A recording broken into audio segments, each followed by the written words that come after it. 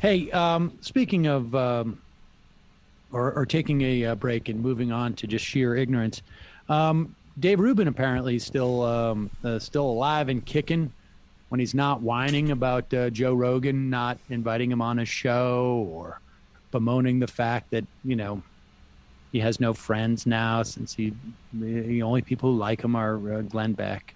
Here is Dave Rubin giving a nonpartisan take. Breakdown. Wow, we got almost 600 in here already. That's what I like to see, people. And I'm watching everybody on every side kind of make no sense right now. So I'm just going to share a couple thoughts, and then I'll do more about this, obviously, on my direct message tomorrow.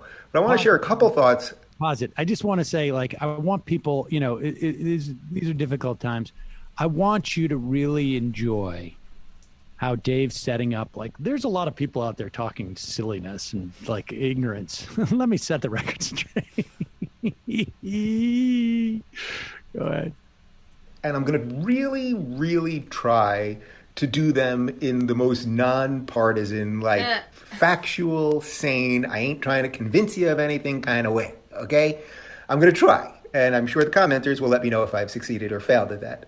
But here are my basic thoughts on the thing. So first off, let me just deal with the general tenor of the conversation. The fact that there are so many people we're going to burn it down if they nominate him and if blah, blah. Okay.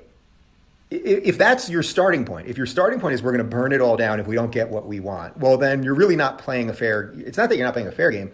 You've decided that the American experiment of sometimes you get what you want, sometimes you don't, and that's what democracy is. You're deciding that that's no good. I don't get what I want, so I'm going to burn it all down. That's what children do, right?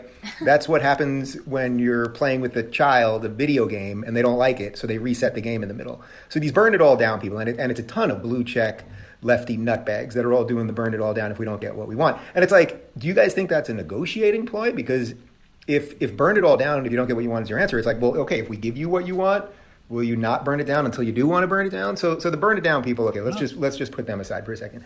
I think we also have to say that most everybody that's involved in this conversation at a political level, if the shoe was reversed, they'd probably be saying the reverse thing, right? So if it was a Democratic president in right now and the Republicans basically would be saying, you have to wait for the election. That's what happened with Merrick Garland. And now it's just reversed. And you can find Biden saying the reverse of what he said last time. You can find every which way you can find all of that stuff.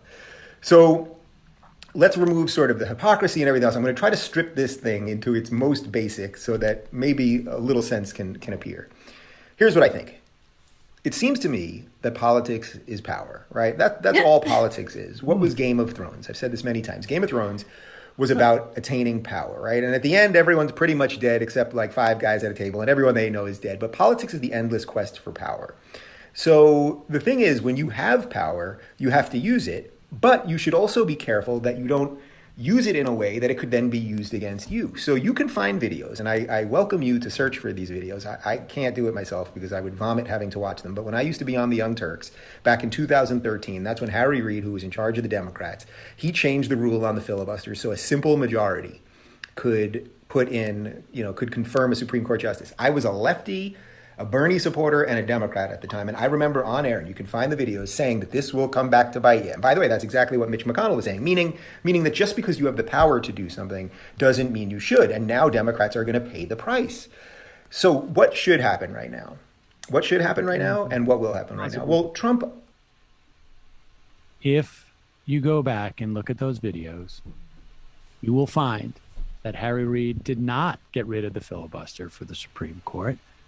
Harry Reid got rid of the filibuster for executive office appointments, for cabinet appointments, and for federal judges because the Republicans would not seat any of them, including people who had to work in the administration, so that you could actually get a functioning government.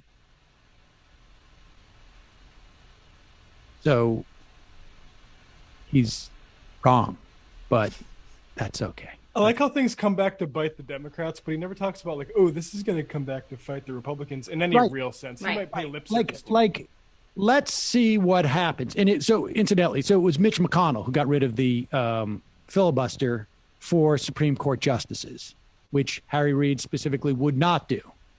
And probably, I don't know what it wouldn't made a difference necessarily because obviously because Mitch McConnell had control of the Senate. But what this means is that Rubin is basically saying perfectly fine to pack the court if Joe Biden's in a position to do so. And there is absolutely no maneuver that he thinks would be inappropriate. Now, of course, we all know that's not going to be the case. And look, I mean, to some extent, he's correct. And anybody who actually thought that the Republicans were operating on some type of principle is out of their mind. Mm-hmm. Out of their mind. But continue. Obviously is going to nominate somebody. Doesn't even, let's put aside who he's going to nominate. It doesn't matter. And the horrible things that are going to be said about that person, right? Let's just remember the Brett Kavanaugh thing. Like, it doesn't matter who he selects, whether it's a man or a woman, Christian, Jew, whatever. None of it matters. They're going to be called all the worst things in the world. But the simple truth is that, and Justice Ginsburg even said this herself, that you vote a president in for 4 years. So he has to do his job for 4 years. I think that I'm trying to do this from a nonpartisan way. So if you're the president of the United States, and even if an election's coming and there's a Supreme Court seat to be filled, you have to nominate somebody. And then you have to hope that the Senate will take a look at that person and potentially confirm them or not confirm them. That's what your job is. And by the way, it's more important this year to do it than probably ever before. Because why don't we just have to hope that the president nominates somebody? Why does he stop when it comes to the Senate? Does it have anything to do with the fact that the Senate decided not to even do their advise and consent role in 2016? I mean, he's so full of crap. And he's also getting his facts wrong. But I'm trying to do this in a nonpartisan way. I'm trying to do this in a way that allow me to be the nonpartisan lefty on the Blaze.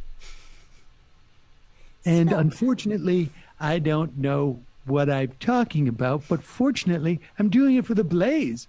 So nobody cares that I haven't done even the most rudimentary. I didn't even Wikipedia this before I did it.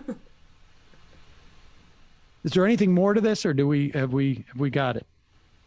I think we've juiced it for a good 4.5 minutes. Yeah. I feel like it's all about power, and the premise is, God forbid you show up on the streets because you don't actually have a seat at the table or have any power. This is. Yeah. I'm so sick of him. I can't even watching a guy run a business. Basically, it's what it is with him.